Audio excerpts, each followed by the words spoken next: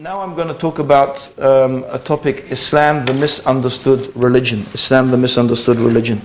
And the first thing I would like to talk about, the first thing I'd like to talk about is Islam itself. What does the word Islam mean? Okay, so the word Islam, you'll often find that people say the word Islam means peace. And it is true in a sense that Islam means peace. In the sense that peace, true peace, which is inner peace. You know, often we think of peace being as the absence of war. But actually this is a very limited and narrow definition of peace, as just the absence of war. Because in fact, in reality, we may not have war, but we still may not have peace. Okay, many societies may not be at war with other countries, but you'll find that those societies themselves are full of internal conflicts. No, peace is a product of Islam, and when we say peace, we mean a deep inner tranquility that is something that for the one who really truly follows Islam, they will experience peace. But actually the word Islam itself means submission. It means submission. Okay, and before before the film Fitna, there was another film which was called, I think, by a Danish filmmaker. He called it Submission. And I think it's pretty obvious. The question I'm going to ask you: what do you think of the word submission in the context of your average Norwegian? Yeah, what do you think? That's positive or negative? Huh? Submission. Do you think that's a positive word or a negative word for your average Norwegian? Huh? Yeah, it's negative, right? If you say Islam means submission, they'll say, yeah, Islam means submission and we have freedom. So I'm not interested in that, thank you very much, right? Because submission, in the context certainly of the Western ideologies, is a very negative concept, okay? But what I really want to talk about, is what does submission mean? What is the reality of submission? And in fact, I would like to point out to you that submission is something that we do all the time in our lives. We are always submitting in our lives throughout our lives.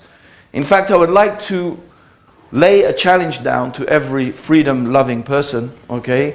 Because the term freedom really, similarly, if you look at freedom, it doesn't exist. There is no such thing as absolute freedom. No society leaves you absolutely free to do absolutely whatever you like. Is that true or not? It's true. Okay?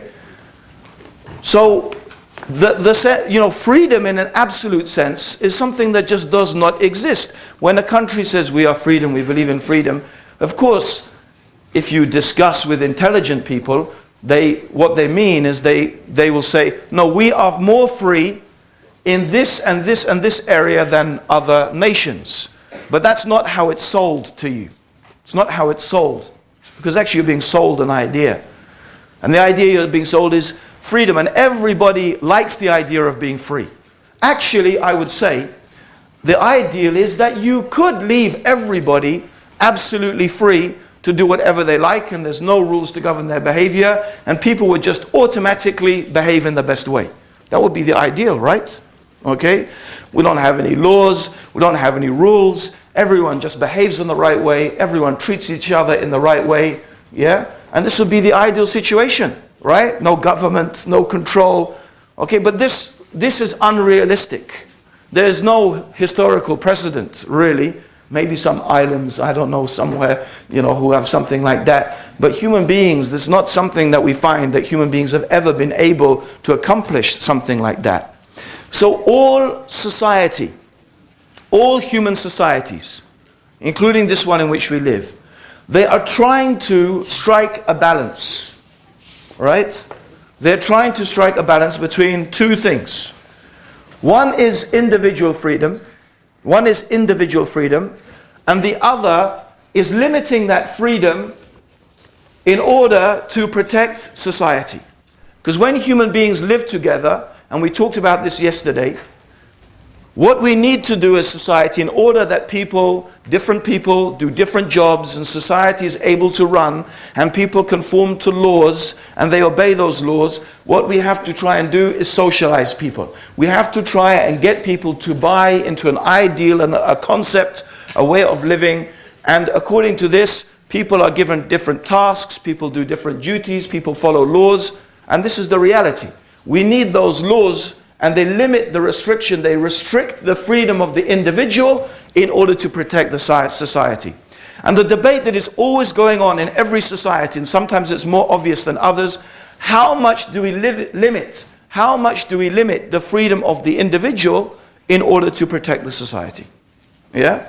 Now this is very, very clear in America and Britain, where we have had terrorist attacks. Okay? So Britain and America, they've had terrorist attacks. And this whole debate has come to the forefront.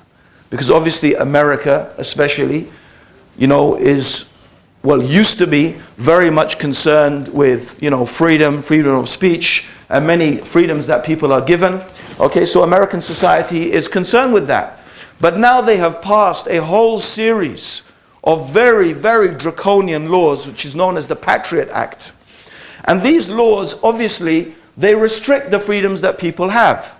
So what you have is a statement that's an oxymoron. It's a type of contradiction in terms. In order for us to continue our freedoms, we're going to have to limit your freedom. This is what they say. So in order for us to keep on being free, we have to limit your freedom. And this is the same thing. The debate is in UK. Is that how much can we keep restricting people's freedoms in order to protect our society? Because what happens is we get to a stage where we don't even respect what we consider to be human rights anymore. Because in order to protect ourselves from terrorism or whatever it may be, we have restricted the humans so much that we even now begin to trample upon and restrict their human rights. Okay? But actually, this is the debate that all societies are having all the time. But one thing I want us to realize, whether we are Muslim, Christian, Jew, whether we have a secular outlook, there is something that all of us, I think, have in common. Right? And it's disingenuous for anyone in the press or for politicians, okay, or even to suggest really otherwise, that we all have something in common. The vast majority of us, whoever we are, whatever we are, most of us want to live in a peaceful society and a prosperous society. We are concerned that we want our children to be protected. Okay, we want to be protected. We don't want our goods to be stolen. We don't want our children to be preyed upon. We don't want our women to be raped. Yeah? We don't want people to have psychological problems. Okay? We don't want violence in the streets. We want to be able to live in a society where we can buy, where we can sell, where we can exchange goods, where we can try to live a prosperous, happy life. Now, most human beings, that's what they want. Right? That's what they want. Muslims are not any different. And for anyone to suggest that Muslims want anything different, or that Islam itself as a religion teaches anything different, is at the very least disingenuous. At the most it is perhaps plain evil. When we are talking about Islam, the misunderstood religion, One of the things that I like to point out to people, and actually a documentary maker in England did this. The press in England has actually, over the years, invented pure lies about Muslims. I mean, I am saying pure lies. And one documentary maker, he actually commissioned a university study to look at the news reports about Muslims and to actually analyze them and actually trace down and question the people whom they had been claimed. For example, Muslims want Christmas banned. Yeah? This comes up again and again. Muslims want Christmas banned. In such and such council, in such and such province, yeah? Muslims demanded that Christmas trees should not be such and such, right? In fact, when the journalist went and they actually interviewed the council said this is absolute rubbish, no such thing happened, right? All that happened was one Muslim was asked to come to a Christmas party and said, I'm sorry, I can't come to the Christmas party or something. And from that was really a total lie. For example, another type of lie is Muslim in hospital demands that picture is taken down from the wall, right? Okay, I mean, I hear this is something that someone had, maybe it happened, but there are stories like this which they were discovered were actually absolute fabrications, lies, right? The other thing was Sharia law. Muslims want to implement Sharia law, okay? And then what did they do? They went around, they actually did a poll and they interviewed Muslims and they said, do you want Sharia law in England, right? And they found like 40% of Muslims said, yes, they want Sharia law in England and this and that. So they came with these statistics, okay? And there was a big hullabaloo about Muslims want Sharia law in England, okay? And actually what this journalist did is he took these headlines and all he did, something very simple. He took out the word Muslim and he put the word Jew. That's all he did. He took out the word Muslim and he put in the word Jew. And then he went on the street and he showed people, Jews want their own law. Jews want to be able to practice their own laws. Same headline, but the word Muslim was taken out. And he said, what do you think of this headline? They said, that's very racist. That's anti-Semitic. That's inflammatory. Right? Okay? Jews want Christmas banned. Oh, that they shouldn't say that about Jews, yeah? I mean, all the headlines he went and he showed them a whole series of these headlines. They just replaced the word Muslim with Jew. And then he went and said, actually, those were not real headlines. Here are the real headlines. And he showed them what the papers had said. And you should have seen the faces of those people, right? Looking ashamed of themselves. Ashamed of themselves, right? I guarantee you, brothers and sisters, and whoever's here is not a Muslim, anything you have against Islam, I can find something worse in the biblical law, which Jews adhere to and they believe in. In fact, there are so many death punishments in the biblical law, I can't remember, I haven't counted them. One of them is breaking the Sabbath. The punishment for breaking the Sabbath is death. The punishment for hitting your parents, according to the Judaic law, is death. Hitting your parents is death, right? But we don't find anyone going out and, Jews claim that you should kill your parents, yeah? Jews claim you should slaughter your children for touching their parents, yeah? And stuff like that. Because quite rightly, I have to say, these type of words and these type of statements, right, are inflammatory. And we all know, and we should all know, where did 150, 200, 300, actually it's a long more time than that, okay? Actually, this type of attitude towards Jews started a long, long time ago in Christendom. But it all ended up after, by the way, a lot of years of massacres of Jews. The Jews were not only massacred by Hitler in the concentration camps. If you look in European history, Jews have been slaughtered throughout European history. Okay? That was just the most nasty and the most dramatic of them. But what came behind the slaughter of the Jews was years and years of propaganda, anti-Semitism. And in fact, if you look at the type of stuff that people are saying about Muslims today, it is exactly the same type of things that were being said about Jews in the past. Exactly the same type of things. Okay? And this, actually, in my opinion, is a very nasty streak that exists within Europeans. Despite all of their claims of tolerance and all of their claims of being open-minded and this and that, there is a very nasty streak, a nasty anti-Semitic streak that runs throughout European history. And this type of propaganda that we find against Islam is just another branch of it. It's just another version of it. The Muslims are the new Jews. We are the new ones that these people with this very nasty streak in them, they have found. They always like the alien, the other, to pick on. In the past it was the Jews, today it is the Muslims. Because fundamentally, for 90% of Muslims, okay, the reality is that they just want to live a peaceful life. They want to benefit from what they can materialistically from society. And in fact, in general, they want to contribute to the well-being of humanity. We want to live peaceful lives for us, our families, and our children. Right? Islam teaches us about how to be a good neighbor, to the extent that the Prophet Muhammad, may Allah's peace and blessings be upon him, he swore by God. He said, Wallahi, by God, he is not a believer. Wallahi, by God, he is not a believer. By God, he is not a believer. The one whose neighbor is not safe from his mischief. And the Prophet did not say as to whether this neighbor was a Muslim or not. It doesn't matter.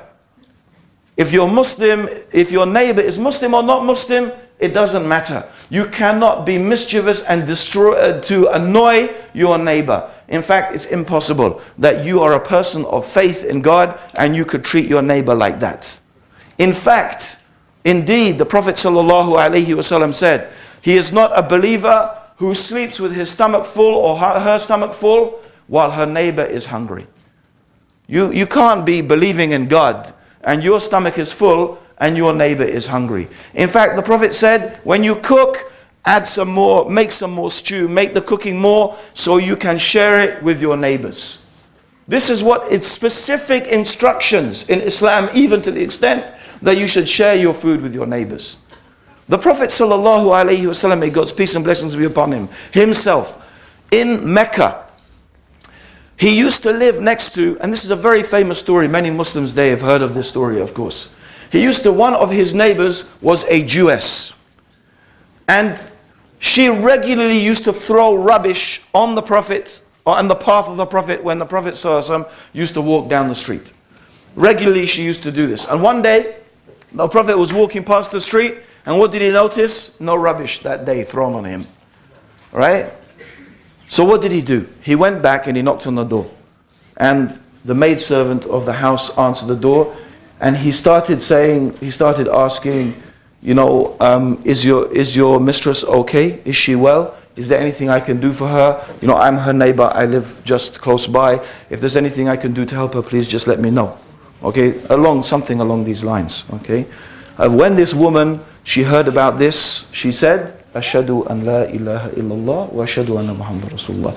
I testify there is no God but God, and Muhammad is the messenger of God. Only prophets have character like this. So this is how the Prophet Muhammad treated his neighbor. There was a great scholar of Islam, his name was Sufyan al-Thawri, and next to him used to live a Jew. His neighbor was a Jew. So many people used to come and beg this Jew, let me buy your house. They used to offer him huge amounts of money to buy his house, because they wanted to live as Muslims next to this great scholar. And he kept on refusing. And he said to them, where am I going to be able to find a house and have a neighbor like Sufyan? Where am I going to find a house and I'm going to have a neighbor like Sufyan? This is our religion. Okay? So this is our deen, is that our deen is seeking to create a better society. We all agree, therefore, any sensible person, and the only person I really who think will not agree with this are the extremists on both ends of the spectrum, right? They will be the extremists on both ends of the spectrum. The neo-fascists, right? And the Muslim extremists. But in between that are the ordinary people. So in reality, what are we saying? We are saying, look, we agree upon the same things. The only thing we disagree upon is how do we reach that goal. Here's the goal we want to reach. And we all want to reach the same goal. But we are disagreeing really about the means that we reach that goal. Okay? How much freedom should the individual have? And in what way should we punish those people who transgress those limits? Right? But if you look at it, the argumentation about, oh, you punish people like this and you punish people like that, these are in reality the externalities.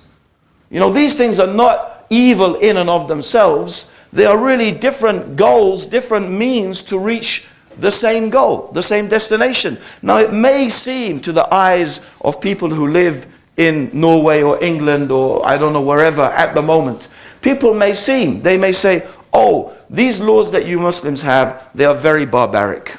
Yeah? And I will admit, from the point of view of someone who's brought up in the West, they seem very barbaric. Right?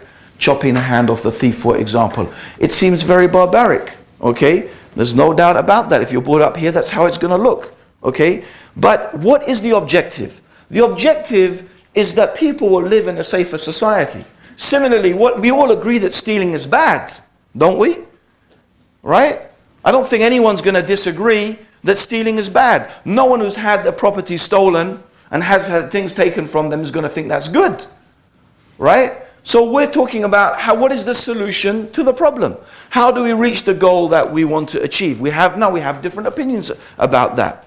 Okay? Now you may say the punishment is harsh, but then we can point to examples historically and even in the world today where that punishment is implemented. First of all, very few people receive that punishment, but in spite of that, the society is really, really safe. People can leave their goods, people can leave even their gold, their cars, they leave doors open and people are not harmed. Even in England, in UK, I recently, just the other day, had my bike stolen, okay, from the back of my garden, right? And my wife was going around, okay, knocking on the doors of neighbors, and so many people said we've had the same problem, right? And my wife, she's actually sometimes a bit more fiery than even me, and I have to say, calm down a bit, you know, and whatever, right? And she was saying to the neighbor, you know, I think we should probably chop their hands off, it's a good thing. The neighbor's going, yes, that's a good idea, right? I think that's it. And you would be surprised how many people, right, would agree with that, right? You see, in Islam, it's not about some mad Muslims as hordes going around, jumping on some person they think is a thief and just slashing their hand off like that. And, we got him, here's his hand. You know, like in that film, what's that film, that superhero? I forget it, man. Anyway, I just saw like 3 seconds of it, and he sharpens this thing and he chops the hand off this terrorist, you know, comes with the hand. And, what's it called? Anyway, I don't care, but anyway. The point being is that you'd be surprised how many people would say, yeah, you know. Because what? Really, seriously. Okay, in Islam, we're not talking about gratuitously just, you know, amputating people's hands. No, it's not like that. It is a legal process, like any other legal process. No one gets punished or should get punished according to Islamic law until they have gone through the proper legal process, just like any other legal process. They have to go to the court, they have to go to the judge, right? And you see, the baby's agreeing, okay? Yeah, okay. And, you know, and just like any other legal process. And there are conditions. There are conditions. For example, if the person who stole, right, is stealing out of some great need or necessity like hunger, extreme hunger, or, you know, there is some severe family problem and, you know, whatever. I mean, the punishment is for people who are gratuitously stealing. That's just, they just steal because that's what they do, not because they have some need. So there are conditions that have to be laid down, just like every other punishment. But we have to ask, yes, it may seem to us, right, that it is, you know, severe. And so on with many of the Sharia punishments. But in reality, we also have to be honest, and we have to look at society. You know, and I don't know much about Norwegian society, but obviously I live in, I live in London. And the part of London where I live, okay, every single week we are hearing about kids who are shooting each other, who are stabbing each other, who are killing each other. We hear about perfectly innocent people being beaten to death by gangs of youth, literally in front of their daughters, in front of their children, right? It's actually becoming so common that now they don't even half the time bother even mentioning it in the newspapers, right?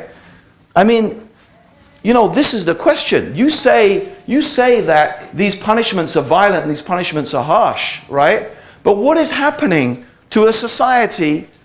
What is happening to our societies? How about those people who are being beaten and stabbed and killed, right? How about those people who are having don't they have rights? Don't they have the right? Isn't the purpose of law to protect the society?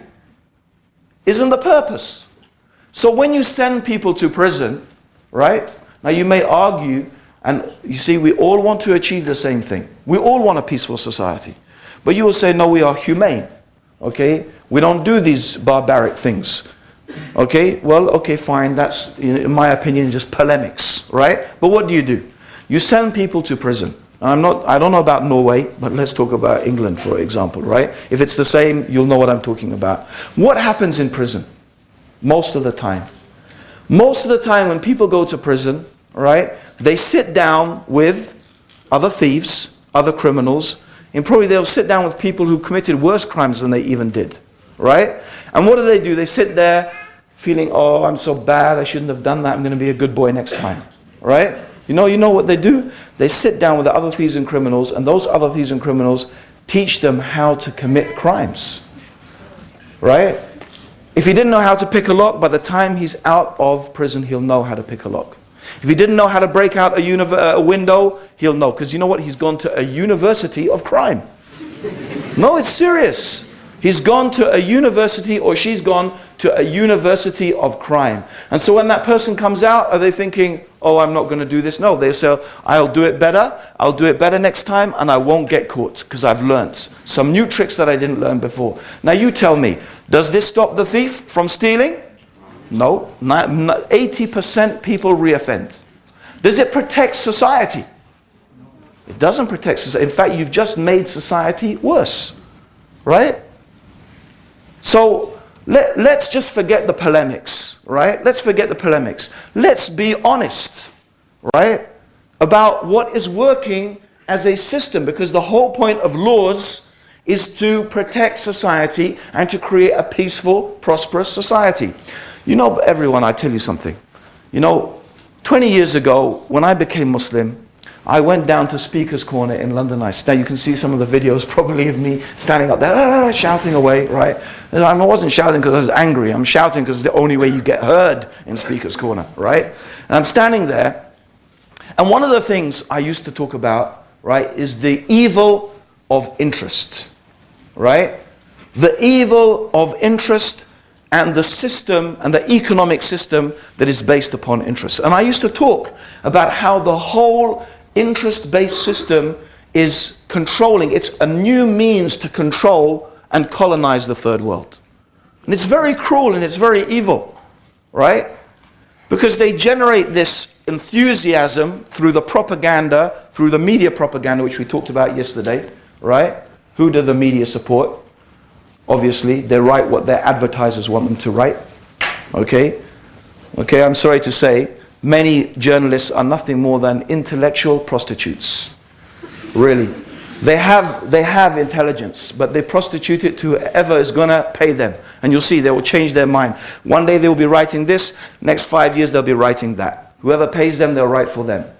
Right? And who is their paymaster? The newspapers and the magazines that depend and rely upon what? Advertising. We went through that yesterday. Okay? So, these banks, they create this, not the banks, but the society, through this propaganda, through the media, they go to the third world, they create in the minds and hearts of these people a perceived need for products they actually don't need. But they create that desire. So what do they say to them? how do you get these products? How do you get them? Well, you know, if you want to buy our goods, yeah, if you want to buy our sophisticated Western goods, of course we're not going to accept, you know, I don't know, whatever the currency is, you know, Kenyan shillings or, you know, shells or I don't know what people. No, we need real money, dollars, pounds, right? But if you want, you know, dollars and pounds, we'll tell you what you need to do. What you need to do is you need to grow cash crops, things like coffee, cocoa, tea, yeah? And what you do is then you sell them to us. Now those things are valuable to us and we'll give you dollars for that, right? So what do people do? Is the land that the people used to use to feed themselves for agriculture, yeah? They then convert to cash crops. Huge swaths of land being converted to cash crops. But of course what they don't tell all of these poor people is they're telling every other poor person to do the same thing. So what happens according to the economic system when you have a glut, right, of any particular product, right? You have an over, you know, if you have too much coffee, too much cocoa, too much sugar, too much tea, what happens? Supply and demand, right? The cost goes down. The price is less, right? So you have all of these people producing these cash crops, but there's so much of it in the market. So these people who thought they were going to get nice money for it, what do they find? Lo and behold, they're not getting so much money for it. Okay? The money they're getting is less. But they've turned their arable land into cash crops. And now what starts to happen? That people start to get hungry. The food that the land they used to grow food on, they're not growing food on that anymore. They're growing cash crops. They don't have any food. And who comes along? The great compassionate Western nations. They come along and they say, don't worry, we've got heaps of grain, we've got heaps of food, we've got stuff, you know, you just need to buy it from us. We'll sell it to you. Right? Well, we haven't got any money. Don't worry, we'll lend you some money. Yeah? We'll lend you some money. Right? But what you need to do is you need to make sure that your whole economic system is designed in a way that you can earn dollars and pounds and so on and so forth. So what happens? They get in a vicious circle. They borrow money to feed the people, right? They need to turn more land to produce more cash crops, but the price of that never meets their expectation. Then they need to borrow more money, and then they have the interest on top of that because it's based upon riba, until the state that we have in the third world now, that the interest on the debt is actually more than the debt itself. That is total slavery. That is so much more effective than sending armies, right? I mean, why would I want to send my soldiers over there to get killed? Let's just enslave them with debt, right? And you know what? This is not only happening on an internet, this is happening to you. Your average Norwegian, your average, they don't feel the, well, you know, back in the days when I was trying to say, you know, it's the same for you when you borrow money from the bank. You're becoming a slave. It's like feudalism all over again. You become owned by the bank. The bank becomes like your feudal, and when I was saying that, the people are saying, what are you talking about, right? What are you going on about? Look at the capitalist interest-based system. It's made the world more prosperous. It's made the world more successful. Look at it. It's dominant. And you know, it's like I was talking into the wind. But you know what? If you say to people today, okay, suddenly now, when people have been hit by the credit crunch, when they've seen that the banks, they are built on air, when they've seen the reality of what Allah said, Yamhaqallahu riba, that Allah will efface riba, Allah, God will, you know, He will make it nothing. And today the world, what did what is it, 750 billion Bush gave to the banks, right? And then now Obama, another 850 billion, right? Where did all that money go? Where did it go? Right? And everyone is suffering. Now you know what? Now when you start talking about the Islamic finance system, that Islam 1,400 years ago had a system of economics that is not based upon interest, that is interest-free, that is based upon business and profit and loss sharing. No, suddenly people now are listening. Suddenly they say, yeah, you people have got something to say. Right? Although, you know what? 20 years ago, we were just talking, and no one was listening. So the point here is that really, what do we want? We want the same thing. Okay? We want the same thing. We just have different, you see, but as Muslims, we don't believe that we as Muslims have, we're so clever and, we're so advanced and we sat down and we thought these things up for ourselves. Okay? No. The fundamental difference here, the real difference is, we as Muslims believe that what we have is from God. We believe we have knowledge that is from the creator of the heavens and the earth, the one who created us and knows us. He knows our desires, he knows our needs, he knows human society, he knows how we will react to certain things, he knows how we will respond to certain things. God knows what punishments work and what don't. God knows what environment human beings need to live in to have the most prosperous and peaceful and successful society, and where they can live in the best manner, because God created us, right? So this is what it is based upon, right? Our belief is based upon that, and that's really what Islam then means: submission to God. We all submit in our life. We all do things. What is submission anyway? Let's examine submission, right? When you submit, what does it mean? You give up something that you want or you desire, right? And you give it up in order to do something that someone else wants and someone else desires, right? Now I'm sure that, okay, I guess that everyone in this room has parents or a parent, right? Or a carer who looks after them, yeah? Or who has had that in their life, yeah? Okay, most of us have, right? Even if we were unfortunate enough to go to an institution, still applies. Now, I'm sure everyone would agree.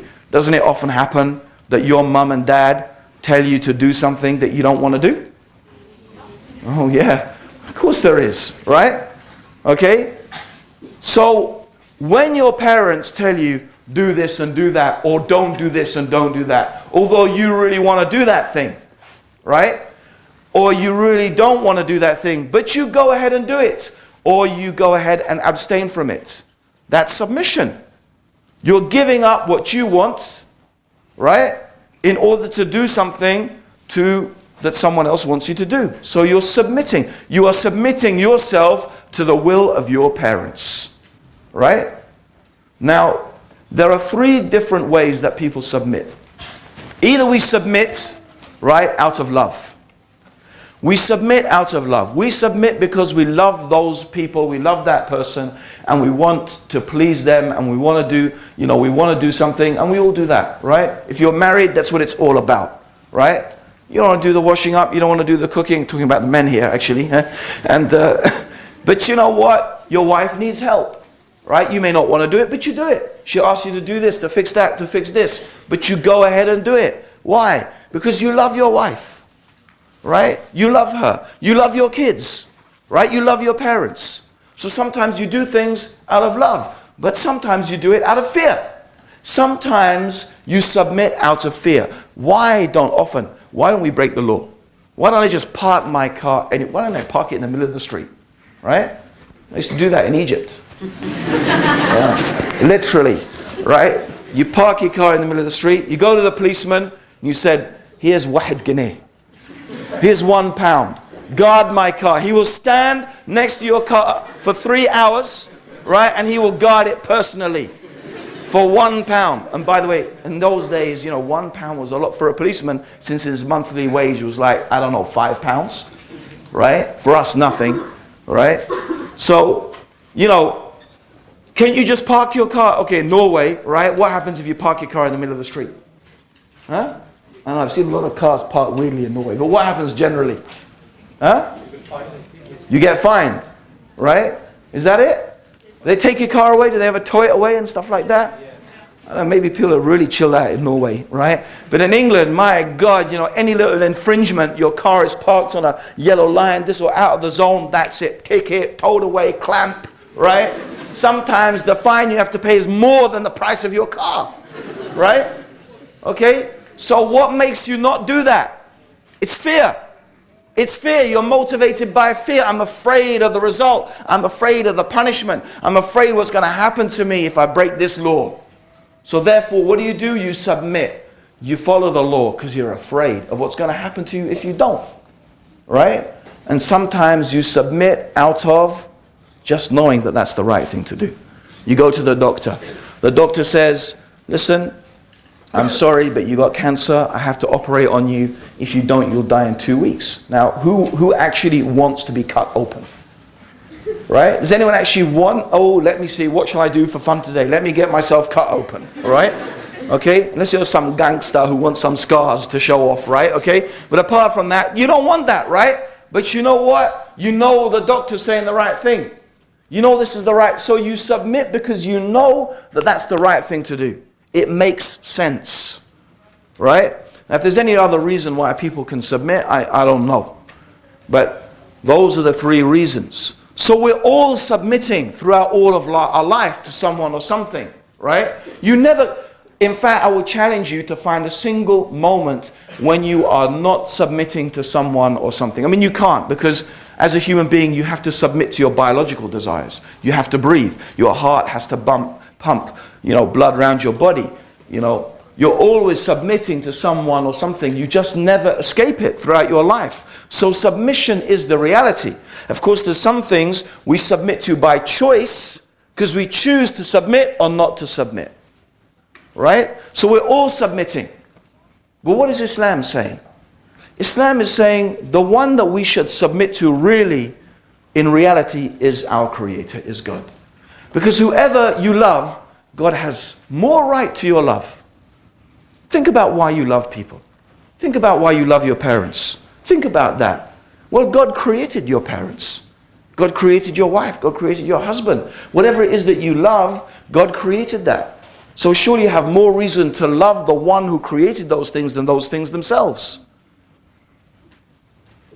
So God has the most right to your love. So therefore, surely doesn't God have the most right to your submission? Doesn't he have the most right that you should give in? Right? To do what is pleasing to him? To please him? Yeah. See? Agreement. The one that counts, the baby. Okay? And how about fear? Yes, fear. I'm not going to shy away from it. I'm terrified of God. Whatever most terrifying thing you can think of. The most terrifying pain. And, I don't know who's been in pain. Any woman who's given birth to a child knows what pain is, right? And they say gout is more painful than childbirth, right? It's like gout is like a rheumatism, severe form. So we've all experienced pain. How about emotional pain as well? Loss. You know what? And that pain's a reality in the world, right? So that pain, whatever that pain is, similarly, that's something God has control over. And God can subject you to even more pain if he wants to, right? If he wants to remove it, he can remove it. So yeah, I'm afraid. You should be afraid. God has more right that you should be afraid of him than anything else, right?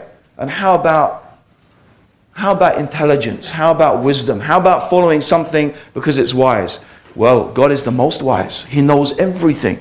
If I'm going to decide to submit to something because it's sensible and it makes sense, then God has more right that we should submit on that basis. God's knowledge is perfect and ours is imperfect. So this is the logic behind the essence of Islam.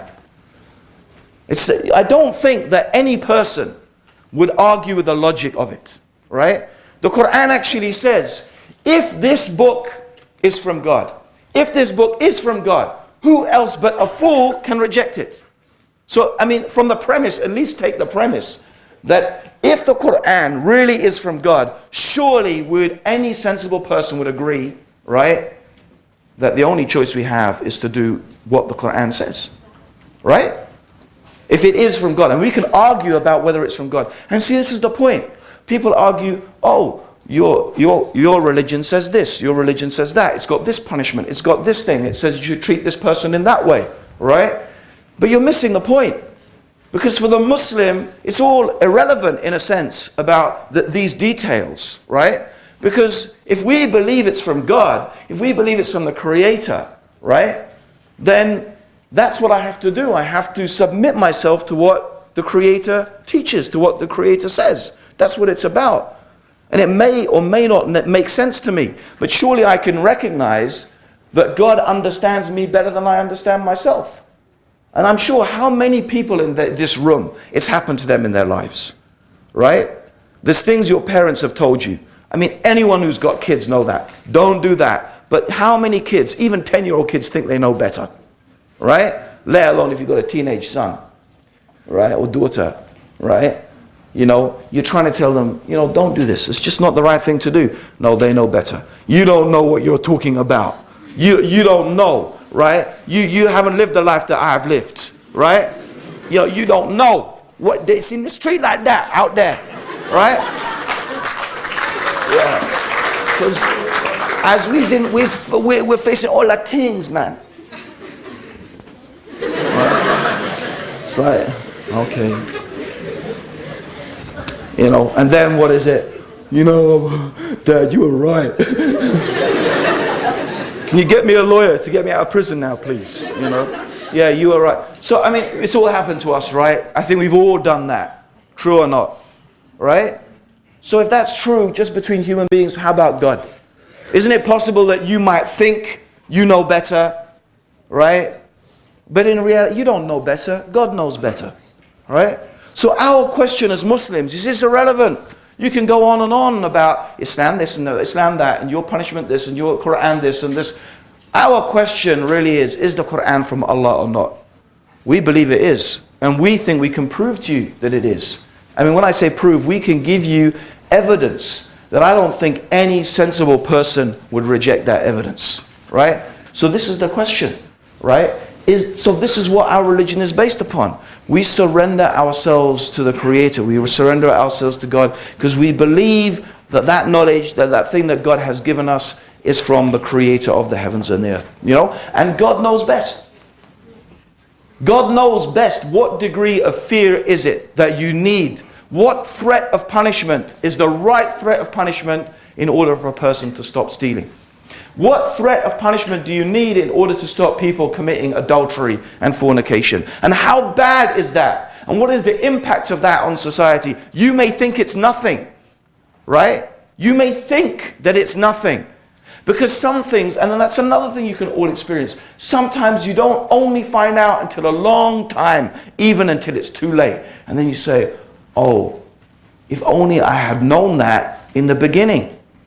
Right? You only find out, it's not that everything, right, straight away that you realize, oh, that was the wrong thing to do. No, sometimes you only discover that it was the wrong thing to do after a long time. And this is the thing that God knows the long-term effects. God knows what is going to happen over the long time. Sometimes even we human beings don't live long enough. We don't live long enough to be able to see the effect of something could happen 2 generations ahead, or 3. And our human experience doesn't allow us even to collate that. But God knows that. God knows the effect, right? Years down the line, right? Of allowing this particular thing that is considered a sin. You let people fornicate, you let people, you know, participate in certain acts and so on. But you may think, what's the harm? It is, you know, this and that. But you only sometimes know the harm down the line, when it's too late. I'll give you an example. If you listen to some of my talks about women in Islam, and I gave a talk about this in England just recently. They might put it up on YouTube, so you might catch it, right?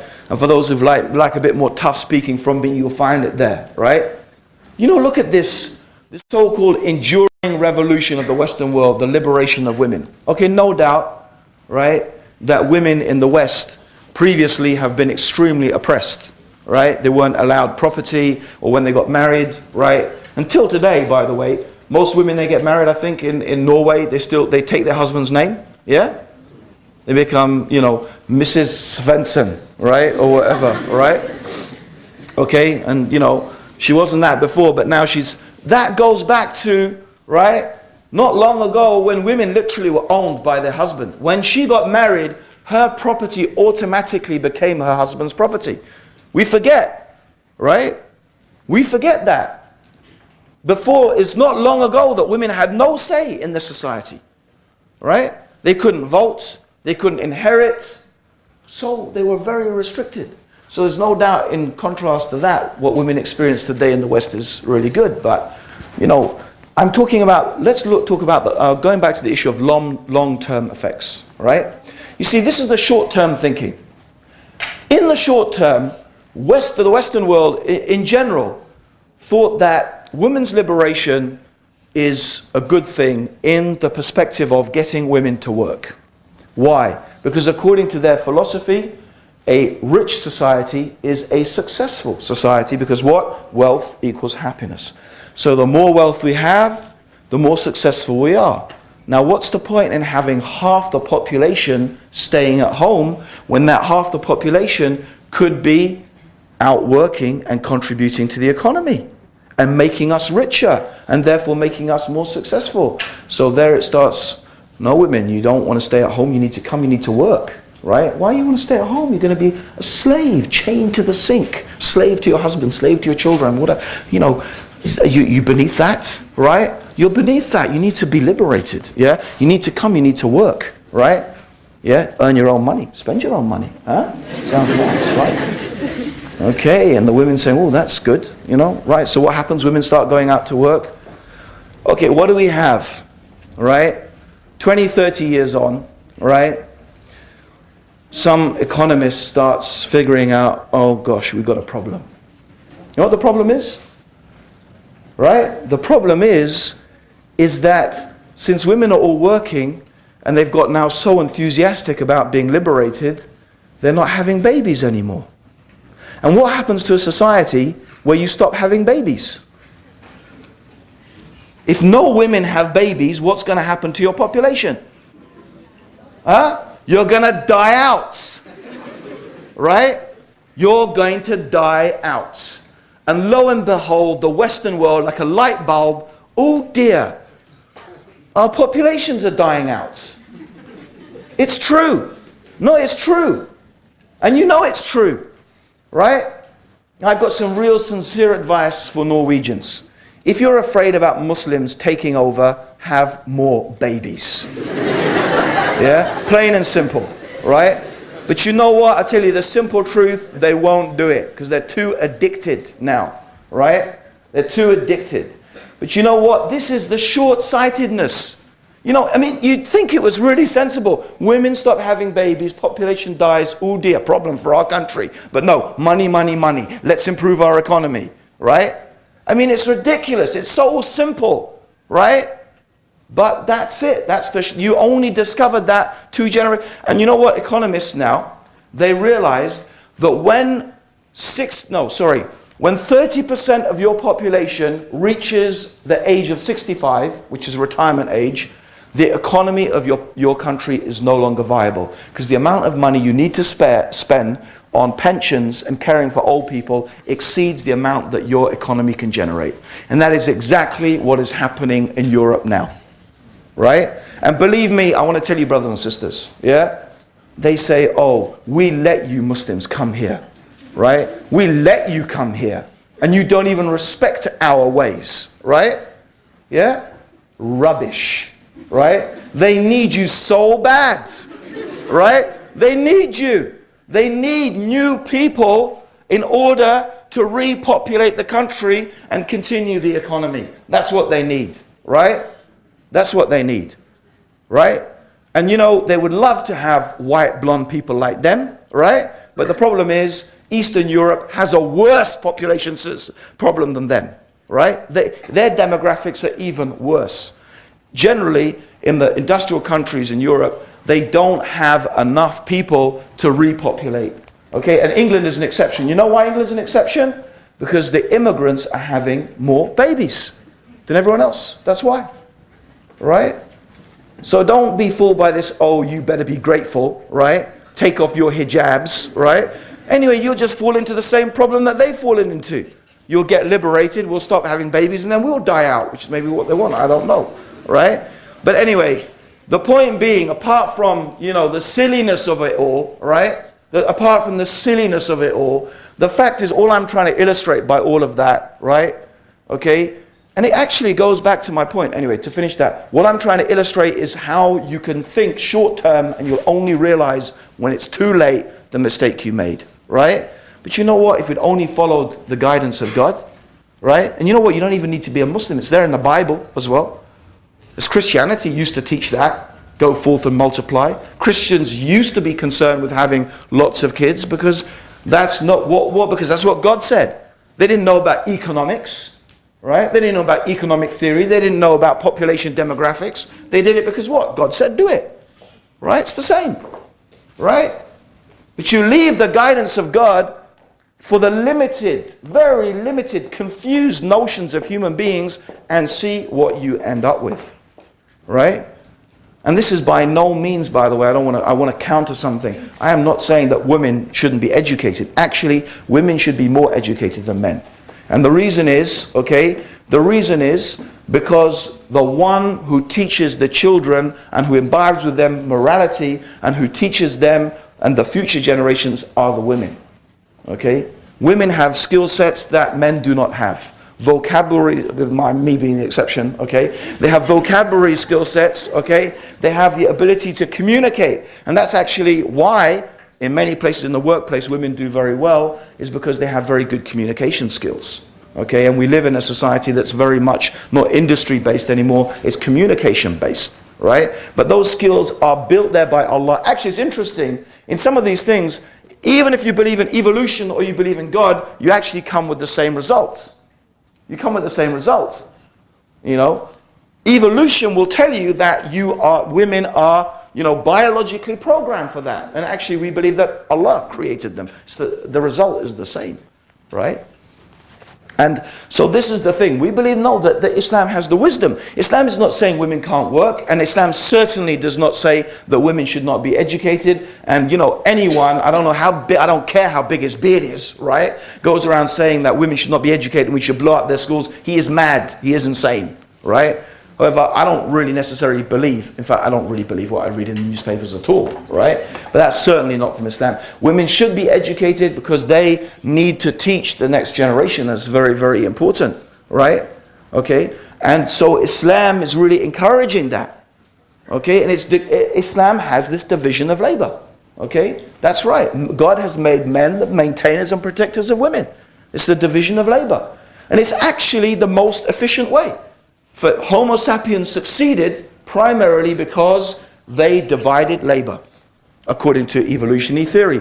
And Neanderthals failed because they didn't. Neanderthals failed because basically men and women did the same thing. Homo sapiens succeeded because they divided labor between men and women. Right? Check it out. Interesting. Which makes, European heading towards Neanderthal times, right? Okay? So, according to their theories, okay? So, brothers and sisters, the point being, all I'm trying to illustrate is the benefit and the wisdom of following the guidance of God in our affairs, okay?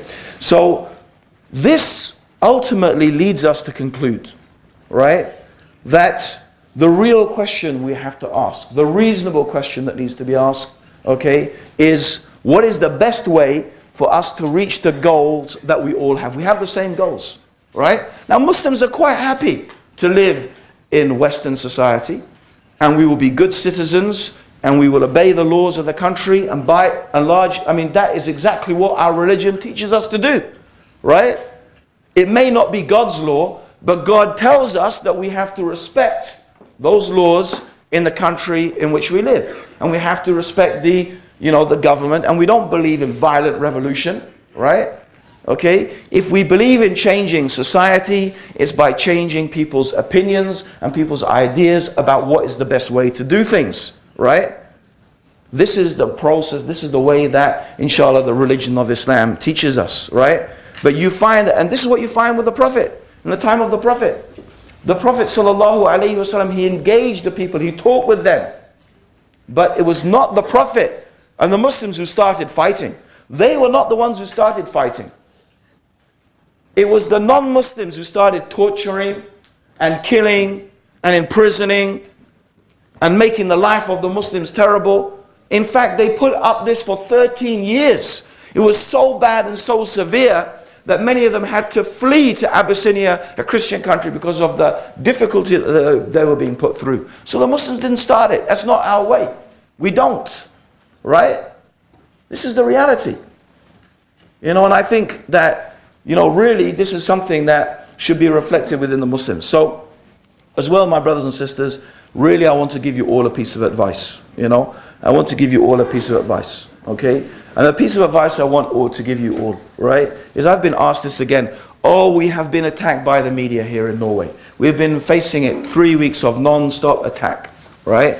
It's been going on and on and on. What's the solution? That's a very big question. What's the solution, right? But you know what? There's something you can go away with today, right? The real question I would like to ask you, how many of you have got neighbors who are not Muslim? Hands up. Why isn't your neighbor sitting next to you right here today? Right? Why is your neighbor not sitting right next to you today? I'm not asking you to answer that question. You can answer it to yourself, and you can also think about how you're going to answer it to Allah when you meet Allah on the Day of Judgment. Right? Okay? The question is, if you really want to know, you see, how many Muslims are there in Oslo? About? Have you got an idea? 50,000. Huh? 50,000. How many people live in Oslo? 500. Huh? 500,000. So what percentage is that? 'Cause my maths is really bad. Huh? 10%. Right? Okay, 10%. Okay. So think about that. I mean, I'm sort of a bit confused, right? If 10% of Oslo are actually Muslim, and really if every Muslim was treating their neighbor the way Islam tells you to treat your neighbor, I can't see how any party who attacked Muslims would get an 80% increase in their vote. Right? Yeah. True or not? Yeah, okay. So you know what? Don't go crying about the media this, the media that. Right? Okay? The media this, the media that, right? You know what you need to? We need to behave like Muslims, brothers and sisters, right? We need to show that we can contribute to society. We all want to make the world a better place in which to live. We all have that same objective. We may disagree about the means that we use to achieve that end, but our goal is the same, right? We all want ultimately the same things. There's no disagreement amongst us about that, okay? So brothers and sisters, I am really pleading with you that the best thing that you can do is learn to be good Muslims, is behave the way the religion teaches you, with the right morals, the right character, right? The kind treatment. Think how as a Muslim you can contribute to society, make it a better place. And you know what? Actions speak louder than words, right? We can give speeches, we can give talks, but let's actually show through our example and through our behavior, okay, really what our religion is about. This is the best thing that we can do. Brothers and sisters, Jazakallah khair. That's it for this talk.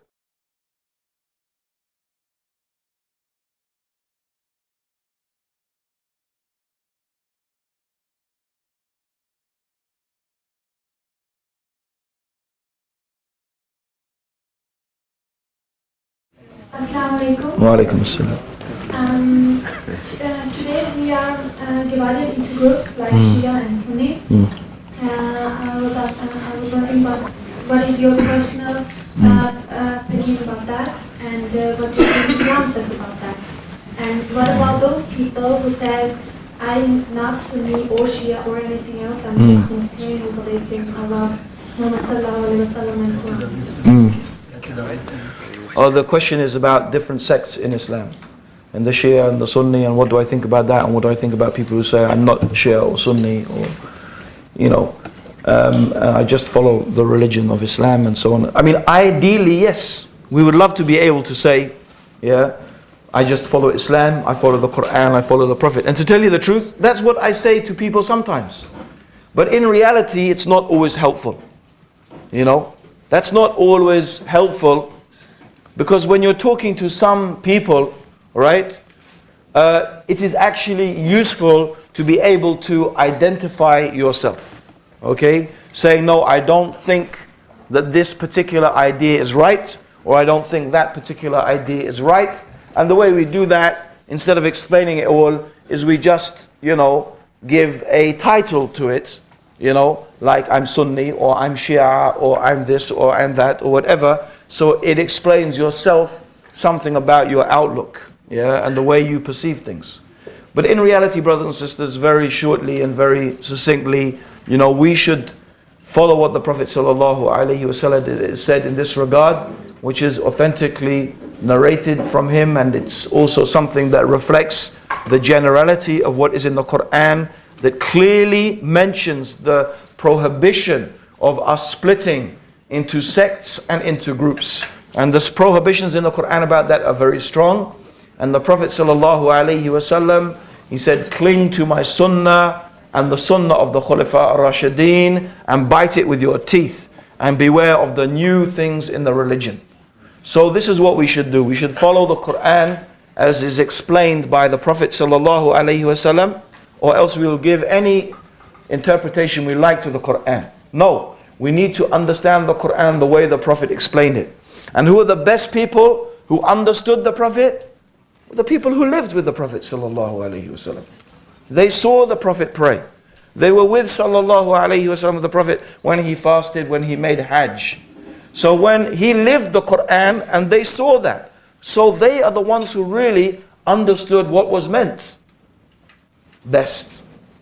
And so the best of them were the Khulafa ar-Rashideen, meaning Abu Bakr and Umar and Uthman and Ali, first of all, but all of the companions, especially those of knowledge, like Abdullah ibn Abbas, and Abu Huraira and Abdullah ibn Mas'ud.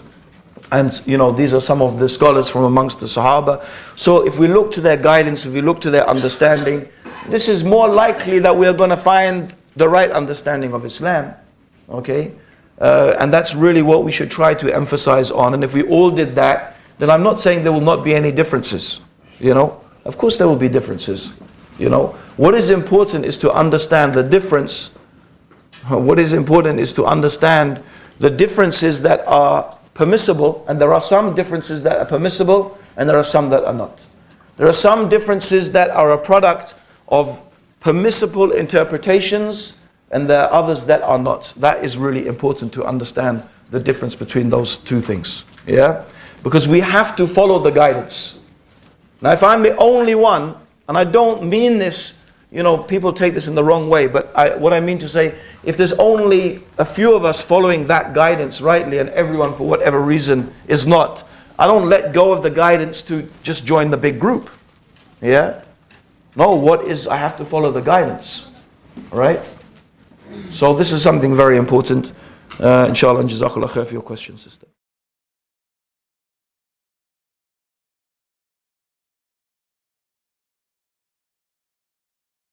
Assalamu alaikum. Wa alaikum assalam. My question is a little general. Okay. And it goes back to the discussion that you had in the first session about this Buddhism, that Buddha believes that life is equal suffering. Right. Okay? I want to know that.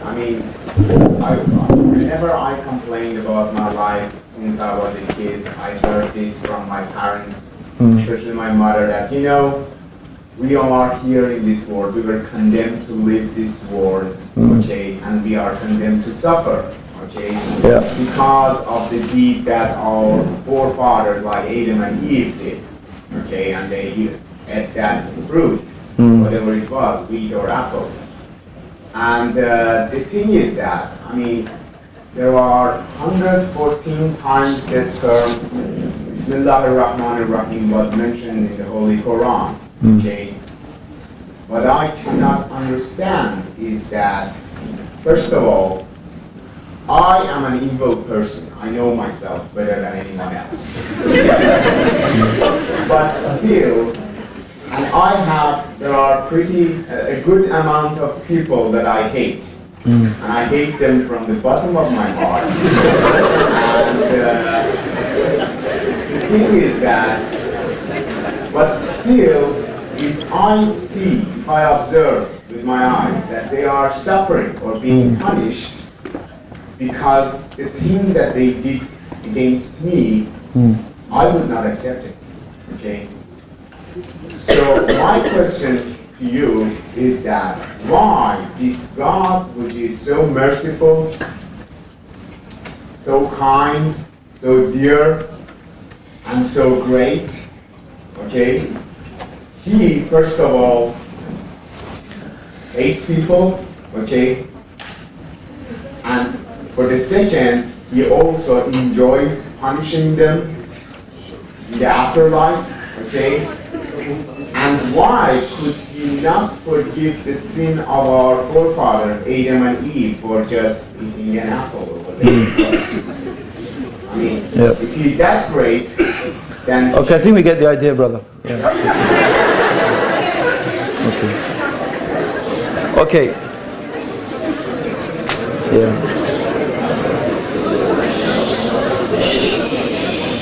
I don't know if anyone came to my lecture. Yeah. If anyone came to my lectures yesterday, within that lecture is contained something of an answer to that. Yeah. And something of the answer to that is, first of all, I would have to say that, with all respect to the questioner, it's the most strange thing I ever heard from a human being, that I hate people from the bottom of my heart, but I can't bear those people to be punished. I think if that's really what you mean, I just can't, understand that you really hate them that much. The reaction of most human beings is when you really hate someone, and I think history bears evidence to this, is that they take revenge. In fact, most of the best movies are the revenge movies, right? Because you just think, you give it to them, right? You raped kids, you did this, you did that, take him out. And when you see it, you feel, and that's just a movie, right? So if that really happens to you in the human condition, right? What you have said, I'm sorry, contradicts what I have observed, what history tells us about human condition. No, you can't, because we'll have a long discussion between you and me, okay? Secondly, the second thing is that your mother taught you something wrong, okay? So maybe there's the root of a problem there, right? If you're brought up with a wrong idea from the beginning, what comes from that may be a wrong idea, okay?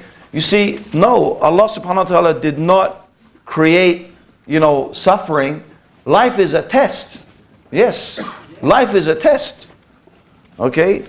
So this is the reality. And sometimes the test is not suffering. Sometimes the test is in pleasure. In fact, the worst tests sometimes are from pleasure, right? Why did the Prophet ﷺ said, I don't leave a greater test for the men of this ummah than the women?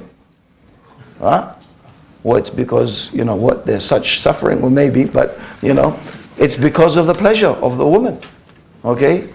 So not all the life and the test of life is from suffering. Okay? But we have to go back and we have to say, and listen, what we follow is this. As Muslims, what we believe is this. We are asked a question, is there a God or not? We talked about this yesterday. The argument, and the brother has only reflected that argument, is the argument of the atheist, which they put forward is an emotional argument. The argument about suffering in life and so on and so forth is nothing to do as to whether God exists or not. Yeah? It's got nothing to do as to whether God exists or not. Right? We talked about how do we know that God exists. We went through that. I can't go through that all again. Right? Then we asked the next question. Is the Quran from God or not? And is Muhammad the messenger or not? Now, really, some people could look at this world, and by the way, they have, and they have said that the God of this world is a cruel God who loves punishment and torture and this and that. Right? And even you will find the way they worship the God is by doing these type of things. Right? So some people may have reached that conclusion, but it doesn't mean that there is not a God. We have to go back and we have to say, is there a God or not? Okay? And we can say yes. How do we know there's a God? Because we live in an organized, systemized universe, and the most, sensible explanation is that there is a creator. But then if we want to answer these questions, why? Why is the world like this? Why is there suffering? Why are these things? Why is this? What is going to happen? Okay, after we die. Then that's not knowledge that we can get from our intellect. We can't. That's only knowledge that you can understand from revelation. That's only knowledge you can understand from revelations. Only if God tells you, this is the reason you have been created, this is what is going to happen when you die, and this is what we believe the Quran contains. If Allah subhanahu wa ta'ala punishes people in hellfire for eternity, and to say that God enjoys it, I don't know exactly where that's from, okay? But certainly, if Allah punishes someone, and He will most certainly punish people with the most terrible and severe punishment, more than we can even imagine. And the people will stay there, khalidina fiha. They will never come out of the hellfire. Right? Where God will roast their skins and recreate their skins and roast the skins so they can taste the punishment. And that's where the nerves are. If you get burnt once, it's a scientific fact. If you get burnt once, you don't feel the pain after that. So Allah will create the skin again so they can continue to experience the terrible pain. Right? So yes, there is no doubt the hellfire is a punishment even beyond what you can possibly imagine. But if Allah punishes anyone in the hellfire, that is most certainly because they deserve it. And I'll tell you the other thing. It's because they chose that. They chose it. Allah does not pick people up and just throw them in the hellfire randomly. This lot, that lot, paradise, hellfire, this and that, whatever. Like we throw cards on a table or something like that. No. Right? People who go to hell go because they chose to do that. They chose to take that path. They saw it clearly. They knew this was the path to hell, and they continued upon that path, and they chose it. They knew that's what they were going, and they chose that. They got what they deserved. Right? And actually, the injustice of denying, what is, subhanAllah, if you just think what Allah is asking. There is one hadith. For me, really, this sums everything up. A man will stand in front of Allah on the Day of Judgment, and Allah will say to him, "O my servant, if you had the world and everything in it, would you now ransom that to save you from the hellfire?" And he will say, "Yes, my Lord." And Allah will say to him, "I asked for you less than that. I only asked that you should worship me and worship nothing else besides me." That's all Allah asked. It's the only thing Allah asked. That we worship Him and we don't make shirk and we don't worship anything along with Him. That's it. That's what Allah is asking from us. But you couldn't even do that. So what do you deserve? What does that person deserve? So their punishment is just. And Allah subhanahu wa ta'ala punishes them justly. And that is what I believe absolutely. So whatever it is, they get that because that is what they are deserving of. Right? And whoever chooses to obey Allah, then you know what? They don't deserve paradise. Because whatever you do, and however much good you do, you don't deserve. You can never earn paradise by your deeds. In fact, the Prophet Muhammad sallallahu alaihi wasallam said, no one goes to paradise because of their deeds. They said, not even you, Rasulullah. He said, not even me, unless Allah bestows His mercy upon me. Paradise, you cannot earn it. Because the beauty and the blessing of paradise is way beyond whatever amount of deeds you can do. That's the mercy of Allah. That is the mercy of Allah. Right? And how is the mercy of Allah? The mercy of Allah is this. Right? If you do one wrong deed, Allah marks it down as one wrong deed. You do one wrong deed, Allah marks it down as one wrong deed. If you think of doing a wrong deed, but you stop yourself from doing it, Allah marks it down as a good deed. If you intend to do a good deed, and even if you don't do it, Allah marks you down as a good deed. If you do a good deed and you fulfill it, Allah rewards it 10 to 700 times, and then Allah multiplies it on top of that. That is the mercy of Allah, right? And then you know what? however many sins you do, whatever you do, even the Prophet sallallahu alaihi wasallam, he said, if your sins were as great as the heavens and the earth, the heavens and the earth, my God, our galaxy, it's 10,000 light years across, our galaxy, and it's one of millions in the known universe. But if your sins were as big as the heavens and the earth, and you were to ask Allah to forgive you, and you are not making any partners with Him, not only would Allah forgive you, but He will actually give you good deeds nearly as great as the evil deeds that you did to replace it. That is the mercy of Allah. That is the mercy of Allah. So, you know, brothers and sisters, what does a person who turns away from that mercy, what do they really deserve? You know, Allah is the most just. This is what I believe, brothers and sisters. And Allah is the most merciful, He is the most compassionate. He forgives those who seek forgiveness. So all of us, brothers and sisters, let's turn to Allah right now. Let's make tawbah for our sins, because we've all got sins. And let's ask Allah subhanahu wa ta'ala to forgive us for all the evil that we have done. Ameen ya Rabbil Alameen.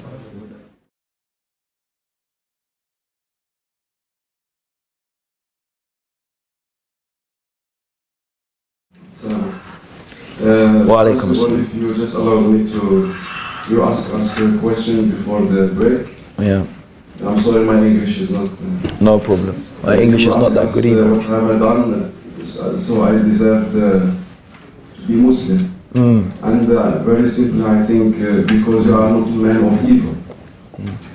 Because Allah, like you know, He doesn't look to our shape or our wallets, our houses, our cars, but straight to our hearts. And that's the house of our intentions. And I think everybody with good intentions, I think it's very easy for you to embrace Islam. Because many celebrities, many politicals for big countries, they are trying to make a picture of themselves that they are good people, but they are exactly the opposite. My question is about the Norwegian society. Because myself, I'm a Norwegian citizen, and since you come from England and Norway look up to England, Why? Everybody knows it. The problem I will speak for these youth people is here, which you make them smile, and we thank you very much for that. Yeah. They don't understand why in the government some people, and especially in the media, they hate Islam so much. They don't understand because these people are born here, and they don't just understand why they hate Islam so much. That's my question. Yeah. See, brother, I think anyone who came to my talks yesterday will probably understand, because I explained that. I talked about how every society is trying to get you to conform to a particular ideal. They call it socialization. So every society has a type of idea that they want everyone to conform to. Yeah? So if you break away from that idea, yeah, you feel threatened. But you know, I think the other point being is that maybe we are, if we say that we are being too kind, because there are certainly politicians and people who are just happy to rely upon people's ignorance and fear. That's it. And actually, sometimes, very sadly, a society will try to create a state of fear in order to continue to control people. If you want to watch a very, very beneficial program that talks about this, you should watch a program called The Power of Nightmares. The Power of Nightmares. The documentary, I'm sure you can find it on YouTube, yeah, was produced, I think, by Channel 4 or the BBC, and it was exactly about this, how the media and the governments are using Islam in order, fear of Islam, in order to control people, in order to control them. Because one of the way you control people is through fear. So it's a very, very worthwhile program to watch that. I want to go back to the first thing that you mentioned, brother, right? Again, I'm sure this is what most people understood, but what I really meant, you see, as I said, about paradise is that you can't, whatever you do, you can't deserve paradise. However much good you do, you don't deserve it, because the good of paradise is way beyond whatever you could earn with your deeds. And that's how I feel about being a Muslim. I feel about Islam, that the peace and the tranquility and the joy and the happiness and the guidance that Allah has given me in my life through being a Muslim is way beyond any good things I could have done in my life to deserve that. You see? So the goodness that Islam has produced, the benefit that Islam has produced in my life for me personally is so much more than whatever good deeds I could have done. But I'm sure the brother is right that, you know, if people inshallah have goodness in their heart, you know, Allah subhanahu wa ta'ala will guide them to Islam.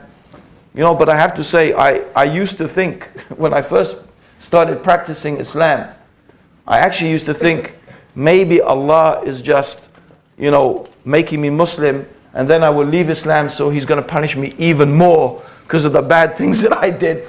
Because when I started thinking about all the things that I had done, right, I just thought, how can I deserve this mercy? How can I deserve the mercy of Allah? And I swear it was only, the brother was mentioning, it was only I used to open up the Quran and I used to read Bismillahir Rahmanir Rahim, in the name of Allah, the most compassionate, the most merciful. It was seeing that again and again. I just kept on thinking, you know, reminding myself, Allah is the most compassionate and Allah is the most merciful. So again, you know, alhamdulillah that Allah guided us to Islam, brothers and sisters. And you know, there's another thing I wanted to mention. And I didn't get to mention this because it was Salah time. But it is something I really think is so important. You know, brothers and sisters, I don't think that most of you can ever appreciate the reality of how lucky you are to be Muslim. Right? And I will tell you why. I'll tell you the difference between me and you. Those of you who are born into Islam, it may be that you will do haram things. It may be that you will fornicate and you will, and by the way, please don't let shaitan make an excuse in your head and saying, oh, Abdur Raheem, he smoked marijuana. Oh, Abdur Raheem, he had girlfriends and he was okay in the end, right? You don't know you're going to die, and you don't know that you may go further from Islam, right? So don't let shaitan do that to you. But back to my point. Even if you do all of those things and you do worse, every one of you knows where to go back to. Don't you?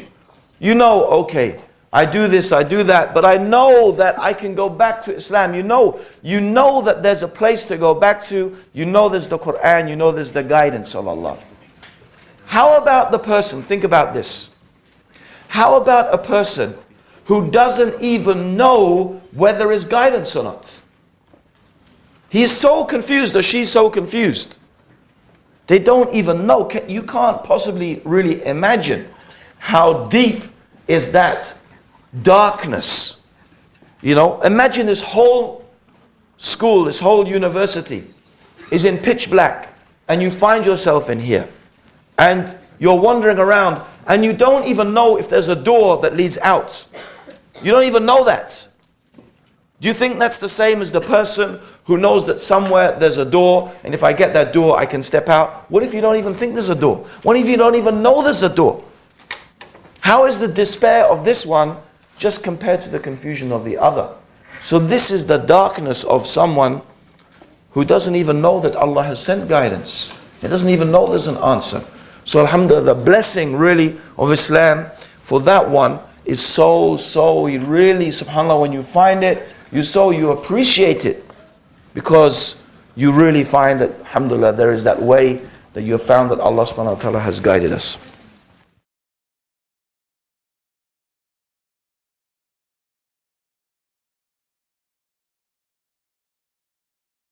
You know, I heard something about really nice about Norway, about Norwegian culture, that I really liked it. When I was looking at all those statues, you know, the statues of all the people naked and the kid. I was thinking as a side point, you know, that little screaming kids reminds me a little bit of Norwegian politics right now. right? Because really, honestly, for someone to say, yeah, that Muslims are taking over because they want halal food and separate prayer rooms reminds me of that little screaming kid, right? And honestly, that's the sort of stuff you'd expect from, you know, the kindergarten, yeah? You probably say, is that how you say it? Yeah? Okay, you don't expect that from mature, grown-up people.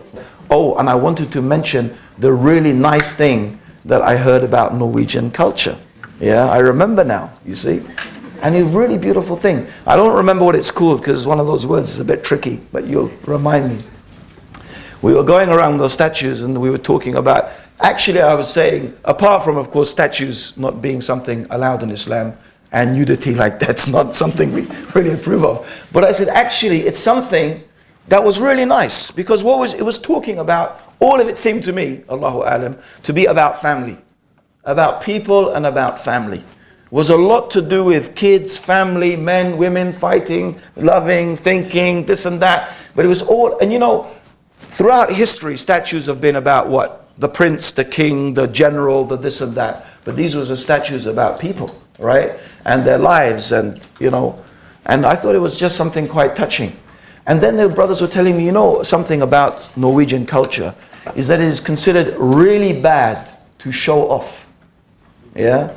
And so he said, even for example, if you're a businessman and you go to a business meeting in a, you know, a really smart designer's shoe and your watch and you're like trying to show off and this and that, I'm the slickest, I'm the smartest. And he said you can even lose the business deal because of that, right? Actually, they are very, you know, Norwegian culture, you're supposed to be very modest and not to show off. I said, that is a really beautiful thing, mashallah. That's a really nice cultural habit to have. I like that. Also means I don't have to walk around in a suit if I was in Norway, alhamdulillah, which is a nice thing, you know. So I was just pointing out that's a really nice characteristic.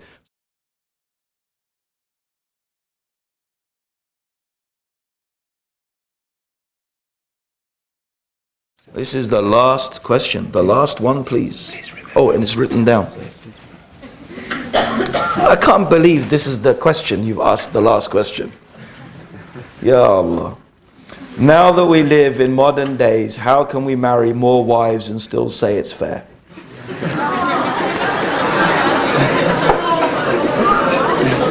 I mean, you know.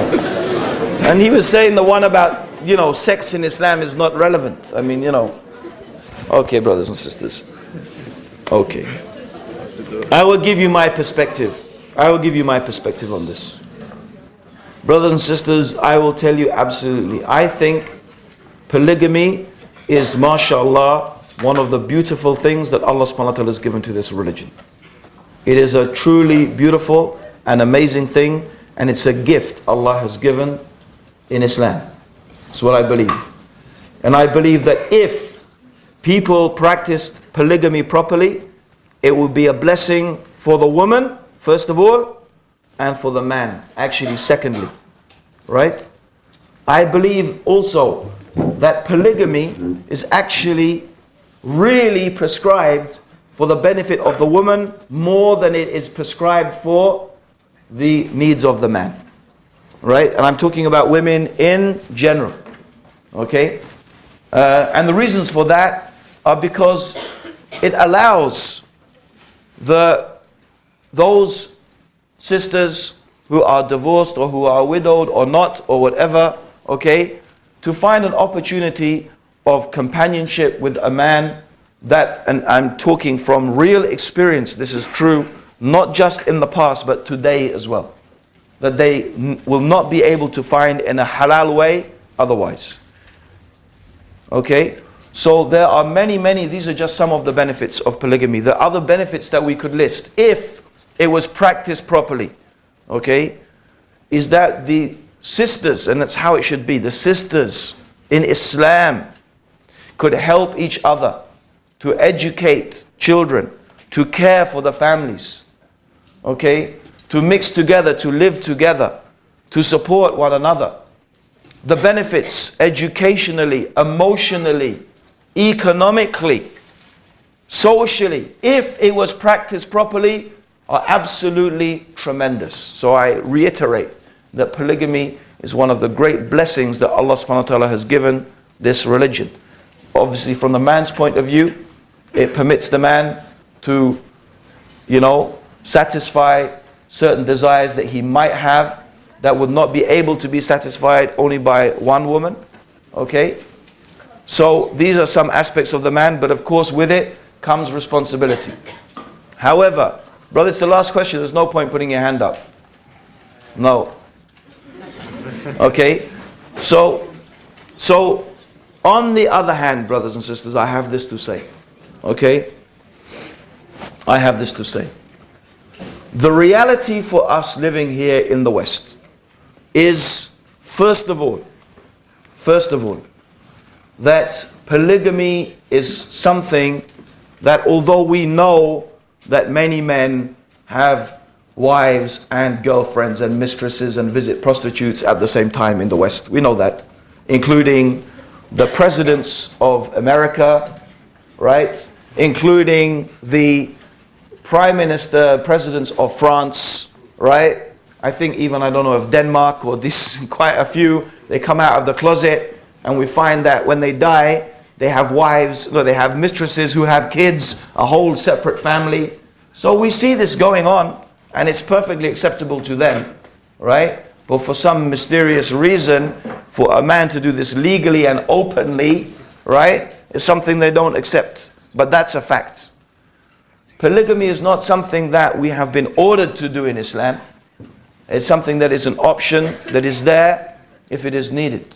But my general opinion about the reality of polygamy, okay, is that it is something that for all practical purposes is very, very difficult to practice and to do it fairly in the West. And that the reason for that is because, number one, financially, the burden is huge. Just in order to support one family, the burden is huge in order to do that. So there's the financial responsibility. Secondly, there is the question of time. The way life is in the West is that we are so busy being minced by the mincing machine, right? So busy working, so busy spending so much time working. And if we add to that, brothers and sisters, the efforts that we should be putting into giving dawah, right? And the efforts that we should be putting into improving the community and the society in which we live, which should take up a lot of our spare time. Okay? You will in fact in reality find that you will not have time to do that. So, my position concerning myself personally, for example, is I don't see how I could be fair or just to my wife and my children if I was to get, if I was to get married again. Because as it is, I don't spend enough time with my wife and my children as it is. I don't give them as it is the full rights that I should give them. And that's part of the nature of the society in which we live. And that is something that you have to take into account when you think of these things, because you have a responsibility. Your wife is not only your wife, right? She is your sister in Islam as well. You have duties and responsibility, okay, to your wife and to your kids. And it's very, very important that you do not oppress your family, okay? So these are things that should really, really be considered. Now, I'm not giving a fatwa here that this is haram or this or that or whatever, okay? But the reality is that I generally believe that, if brothers come to me and say, oh brother, I really want to get married again. I say, no, I know brother, you really want to get married again. Believe me, I really want to get married again.